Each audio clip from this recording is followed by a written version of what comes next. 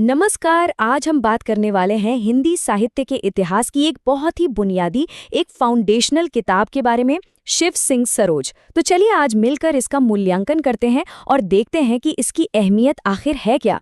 पर एक मिनट, क्या हम इसे सच में हिंदी साहित्य का पहला इतिहास कह सकते हैं? यही वो बड़ा सवाल है ना? और आज हमारी पूरी बातचीत इसी सवाल के इर्द गिर्द घूमने वाली है। तो शुरुआत करते हैं इसके परिचय से। सबसे पहले तो यही जानते हैं कि आखिर ये शिव सिंह सरोज है क्या और इसे लिखा किसने था। तो देखिए, शिव सिंह सरोज को लिखा था ठाकुर शिव सिंह सेंगर ने 19वीं सदी में। और ये वो दौर था, समझिए, जब हिंदी साहित्य को एक जगह समेटने की, उसको एक शक्ल देने की शुरुआती कोशिशें हो रही थीं। और ये किताब उन्हीं कोशिशों में से एक बहुत बहुत जरूरी कदम था। अच्छा, तो अब बात करते हैं इस ग्रंथ की खासियतों की। मतलब ऐसी क्या बातें थीं इसमें जो इसे अपने ज़माने की एक अलग ही किताब बना देती हैं। देखिए, इसका जो पहला एडिशन आया वो था 1878 में, और फिर दूसरा आया 1883 में। और इसे छापा किसने था? लखनऊ के बहुत ही मशहूर नवल किशोर प्रेस ने। इससे अंदाज़ा लगता है कि उस वक्त भी ये कितनी अहमियत रखने वाली किताब रही होगी। और अब वो बात जो सच में हैरान कर देती है, वो है इसका स्केल, इसका पैमाना। पता है इसमें कितने कवियों का जिक्र है? पूरे 1003। जरा सोचिए, उस जमाने में 1003 कवियों और लेखकों को एक जगह इकट्ठा करना, ये कितना बड़ा और एम्बिशियस काम रहा होगा।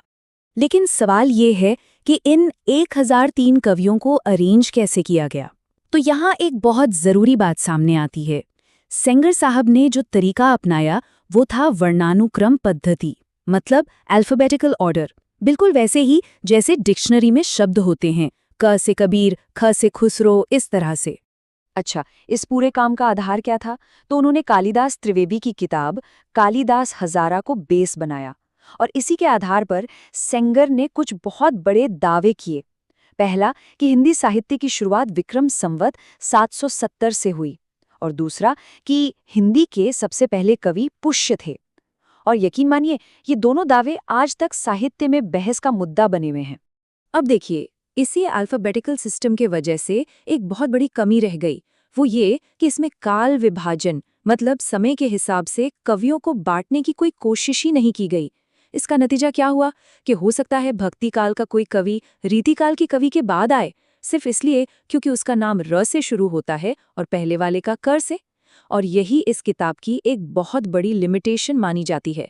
तो फिर इस किताब को लेके असली विवाद क्या है, और इतनी कमियों के बावजूद इसकी लेगेसी क्या है, इसकी विरासत क्या है? चलिए अब इस कहानी के दूसरे पहलू पर चलते हैं।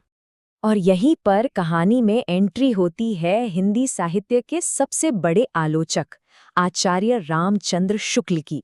उन्होंने शिव सिंह सरोज को इतिहास की किताब मानने से साफ इनकार कर दिया। उन्होंने कहा ये इतिहास नहीं है।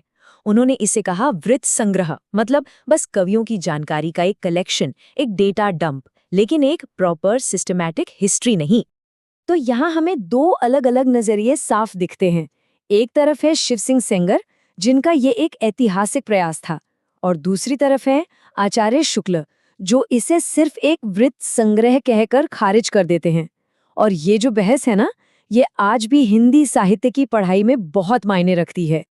तो अब सवाल ये उठता है कि भाई, अगर ये एक प्रॉपर हिस्ट्री की किताब नहीं है, जैसा कि शुक्ल जी ने कहा, तो फिर इसकी इतनी अहमियत क्यों है?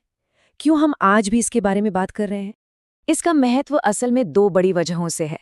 पहली वजह, ये हिंदी के इतने सारे कवियों को एक साथ एक जगह लाने की पहली बड़ी और कॉम्प्रिहेंसिव कोशिश थी। और दूसरी, और ये बहुत दिलचस्प है, कि अपनी तमाम कमियों के बावजूद ये किताब बाद के इतिहासकारों के लिए एक जबरदस्त सोर्स मटेरियल बनी, और उन इतिहासकारों में खुद आचार्य शुक्ल भी शामिल थे। तो आखिर में हम घूम फिरकर उसी सवाल पर आ जाते हैं, शिव सिंह सरोज इतिहास है या सिर्फ एक कलेक्शन?